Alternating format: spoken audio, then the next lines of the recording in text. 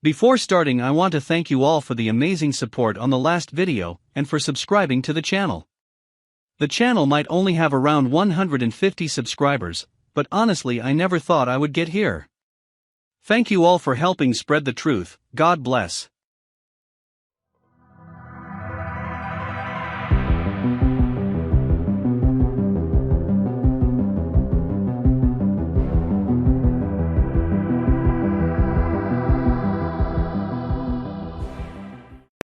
Hello everyone and welcome to the video.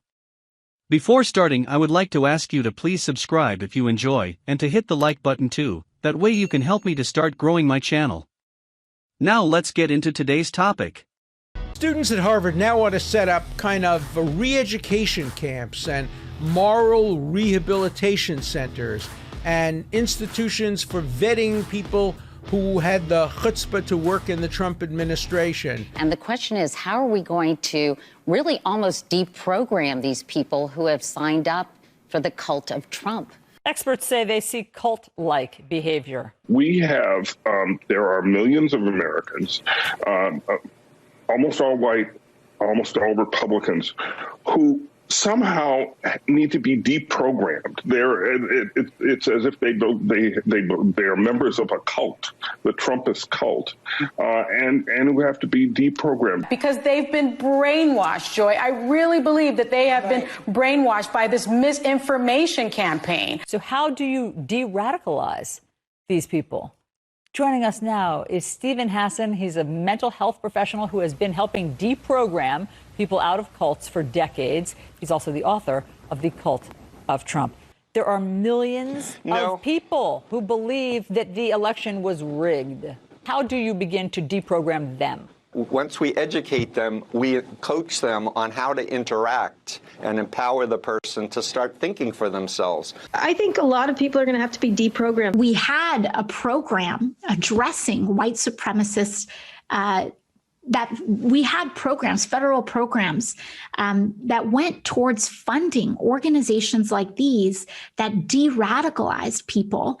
And President Trump pulled the plug on federal funding for some of these programs. And so one thing that we know is that we have to get that funding right back up, and we probably need to double, triple, quadruple, or increase funding for these de-radicalization programs. We can look to history, though.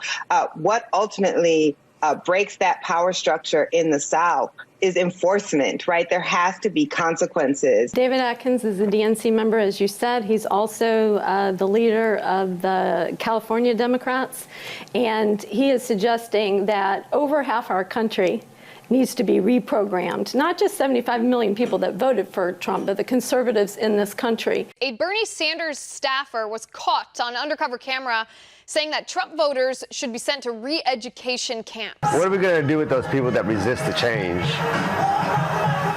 Because that's a big deal. Well, I'll tell you what. In Cuba, what do they do to reactionaries? They shot them on the beach. Anyone Biden wins, you go through all the Republican voters, and Homeland Security will take the children away. How about that? And we'll put them into re-education camps. Amen. They felt that this counter-revolution could best be guarded against by creating and establishing re-education centers in the Southwest,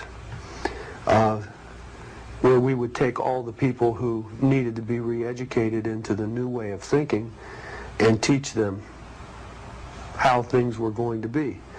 I ask, well, what is going to happen to those people that we can't re-educate, that are die-hard capitalists? And the reply was that they'd have to be eliminated. And when I pursued this further, they estimated that they would have to eliminate 25 million people in these re-education centers. And when I say eliminate, I mean kill. 25 million people. So part of it is we have to break through our kind of private idea that kids belong to their parents or kids belong to their families and recognize that kids belong to whole communities. Once it's everybody's responsibility and not just the households, then we start making better investments. I have decided we really need camps for adults.